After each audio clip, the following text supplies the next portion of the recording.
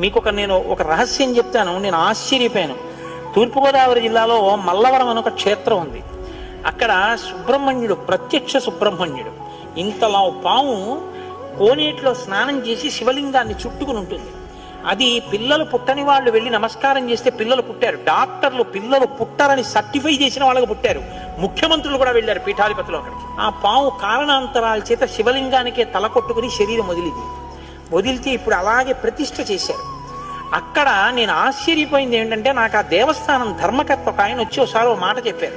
బిడ్డలు పుట్టరు అని డాక్టర్లు చెప్పేసినటువంటి వాళ్ళు సుబ్రహ్మణ్య షష్ఠి నాడు ఈ దేవాలయం వెనకాల పడుకుంటారు, వచ్చి బోర్లా పడుకుంటారు ఆడవాళ్ళు. వాళ్ళకి కునుకు పడుతుంది, కునుకు పడ్డాక లేపేస్తాం. ఆ మరుసటి సంవత్సరం వాళ్ళు పసిపిల్లల్ని పట్టుకుని వస్తారండి అని చెప్పారు.